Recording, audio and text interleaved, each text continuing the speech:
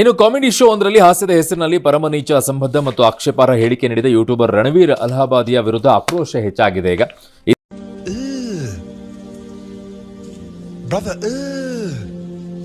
ಈತನ ವಿರುದ್ಧ ದೇಶದ ವಿವಿಧೆಡೆ ಕೇಸ್ ಕೂಡ ಆಗಿದೆ. ಸಂಸದೀಯ ಸ್ಥಾಯಿ ಸಮಿತಿ ಕೂಡ ಗಂಭೀರವಾಗಿ ಪರಿಗಣಿಸಿದೆ.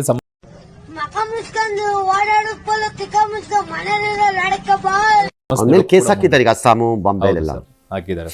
ಬಟ್ ಅವನ ಆ ಪ್ರೋಗ್ರಾಮ್ ಅಲ್ಲಿ ಉದುರಿಸಿದ್ದ ಮುತ್ತುಗಳಿದೆಯಲ್ಲ, ಮಕ್ಕ ಕುರ್ಪಾಕ್ತೀನಿ ಅಂದ್ರೆ ಹೆಂಗೆ ಹಿಡಿದು ದೂರಕ್ಕೆ ಹೊಲಿಗೆ ಹಾಕಿದ್ರು 18 ಹೊಲಿಗೆ ಬೀಳ್ಬೇಕು ಹಂಗ್ ಕುಯ್ತೀನಿ ಮಕಾನ ಹಂಗ್ ಕುಯ್ತಮ್ಮ.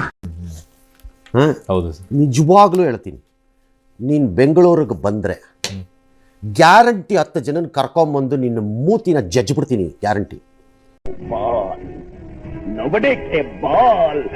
ಬೇಕಾದ್ರೆ ಪೊಲೀಸ್ನವ್ರು ಕೇಸ್ ಹಾಕ್ಲಿ ನನ್ನ ಮೇಲೆ. ಬಳಸಿರುವಂತ ಪದಗಳೇ ಹಂಗಿದೆ. ನೀ ಬಂದ್ರೆ ಇಲ್ದ ನೀನ್ ಬರೋದಿ ನಾನು ಹೇಳ್ತೀನಿ ಜಜ್ಜಿ ಅವನು ಮೂತಿನ ಅಂತ.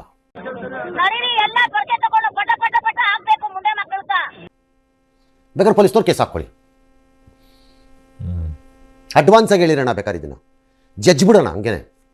ಬತ್ತಿಯಾ ಇಲ್ಲ ಮಗನೇ ನಿನಗೆ ಇಡ ಹೊಡಿಲ್ಲ ಅಂದ್ರೆ ಬತ್ತಾರಾಗ, ಹೊಡಿಲ್ಲ ಇಡಾರ ಅಂದ್ರೆ ಸಾಕು ಎದ್ದೋ ಬಿದ್ದೋ ಓಡ್ ಬಂದ್ಬಿಡ್ತಾರೆ. ಅವನು ಆಡಿರೋ ಮಾತುಗಳಿಗೆ ಐ ರಿಪೀಟ್, ನೀನು ಬೆಂಗಳೂರಿಗೆ ಬಂದ್ರೆ ನೀನು ಮೂತಿನ ಜಡ್ಜ್ ಬಿಡ್ಬೇಕಲ್ಲೇ. ತುಟ್ಟು ನೀನ್ ಬಾ ಅಂದ್ರೆ ನಾನು ಬರ್ತೀನೋ ಇಲ್ವೋ, ಹೆಂಗ್ ಬತ್ತಿಯಾ ನೋಡೋಣ ಅಂದ್ರೆ ಮಾತ್ರ. ಇನ್ನೊಂದ್ಸರಿ ಯೂಟ್ಯೂಬಲ್ಲಿ ನಿನ್ನ ಮುಖ ಕಾಣಬಾರ್ದು. ಫಾಲೋವರ್ಸ್ಗಳು ಜಾಸ್ತಿ ಆಗಿದ್ದಕ್ಕೆ ಈ ರೀತಿಯಾಗಿ ಫಾಲೋಯರ್ಗಳು ಹೋರಾಟ ಮಾಡಿದ್ದೀವಿ, ಏನು ಇಲ್ಲ, ಖಾಲಿ ಪಲಾವ್ ಬಾ ಅನ್ಬೇಕು. ಇದು ಈ ಆಟಿಟ್ಯೂಡ್ ಇದ್ದಿದ್ರೆ ಇಂತಹ ಜಂತುಳುಗಳು ಇರ್ತಿರ್ಲಿಲ್ಲ. ಒಂದ್ಸಲಿ ಹೊಡೆದ್ರೆ ಜಾಲಿ, ಇನ್ನೊಂದ್ಸಲಿ ಹೊಡೆದ್ರೆ ಶ್ರದ್ಧಾಂಜಲಿ. ಹಂಗಂದ್ರೆ ನೀನೇ ಹೊಡೆದ್ಬಿಡು ಮಚ್ಚ. ಅವನದು ಹೇಳದ್ನಲ್ಲ, ಅವನು ತಾಯಿ ಮತ್ತು ತಂದೆಗೆ ಸಂಬಂಧಪಟ್ಟಿದ್ದ ಕಾಮೆಂಟ್ರಿ ಹಾಕಿರೋದು. ಹೌದು, ಊಟ ನೋಡಿತೀನಿ ಬೋಳಿ ಮಗನೇ, ನೀನ್ ಲ್ಯಾಂಗ್ವೇಜ್ ಎಲ್ಲ ನೀನ್ ಏರಿಯಾದಲ್ಲಿ ಇಟ್ಕೋ, ನನ್ ಮುಂದೆ ಅಲ್ಲ, ನಡಿ ಆಚೆ. ಅದಕ್ಕೆ ನಾನು ಹೇಳಿದ್ದು, ಯಾಕೆ ರಂಗನಾಥ್ ಹಂಗೆ ಹೇಳ್ಬಿಟ್ರು. ಯಾವತ್ತೂ ಹೇಳದೇ ಇದ್ದವರು ಕಾನೂನು ಕೈಗೆ ತಗೊಳ್ಳೋ ವಿಚಾರದಲ್ಲಿ ಅವ್ರು ಬಹಳ ಕೇರ್ಫುಲ್ ಆಗಿರ್ತಾರಲ್ಲ, ಪ್ರವೋಕ್ ಮಾಡಲ್ಲ, ಹೇಳಲ್ಲ, ಯಾವತ್ತೂ ಮಾತಾಡಲ್ಲ. ಸರ್ ನಾನು ಹೇಳೋದು ಕೇಳಿಲಿ, ನಮ್ ಬಾಯಲ್ಲಿ ಬರೋ ಮಾತು ಯಾಕೆ ಹಿಂಗ್ ಬರ್ತೈತ ಅಂದ್ರೆ ನಮ್ಮನ್ನ ಎಷ್ಟು ಅಂತಿರೋದು, ಎಷ್ಟಣ್ಣ ಅಂದಿರೋದು ಇಲ್ಲಿ ಮಕ್ಳ. ಅವನು ತಾಯಿ ಮತ್ತು ತಂದೆಯ ವಿಚಾರಕ್ಕೆ ಬಂದಾಗ ಹೇಳಿರೋದು. ಅದಕ್ಕೆ ನಾ ಈ ರಿಪೀಟ್, ಅವನು ಬೆಂಗಳೂರಿಗೆ ಬರೋದನ್ನು ಕಾಯ್ಲೇಬೇಕು ನಾವು. ನೀನ್ ಯಾರ ನಮ್ಗೆ ಊಬ್ಕೊಂಡ್ಬಿಡ್ತೀವಿ ನಿನ್ನ. ಎಷ್ಟ್ ಜನ ರೆಸ್ಟ್ ಕಾಯ್ಲೇಬೇಕು. ಕಾಲಿಡ್ ಕುಡ್ದವನು ಇಟ್ರ ಕಾಲು ಮುರಿಬೇಕು ಅಲ್ಲೇ ಅವನಿಗೆ.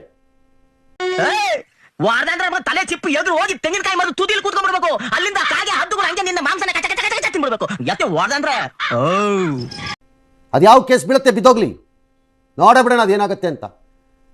ಇಂಥ ಹುಳುಗಳನ್ನ ಬಿಟ್ಕೊಳ್ಳೋ ಬದಲು ಕಾನೂನು ಹೆಸರಿನಲ್ಲಿ ಖತಮ್ ಮಾಡ್ಬಿಡ್ಬೇಕು ಹಂಗಂಗೇನೆ.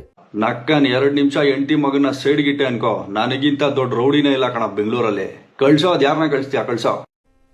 ಕಂತ್ರಿಗಳನ್ನ ತಗೊಂಬಂದು ಯೂಟ್ಯೂಬರ್ಗಳಂತೆ, ಇನ್ಫ್ಲೂಯೆನ್ಸರ್ಗಳಂತೆ, ಅಯೋಗ್ಯರನ್ನ ತಗೊಂಬಂದು ಒಳ್ಳೆಯವ್ರನ್ನ ಬಿಟ್ಟು.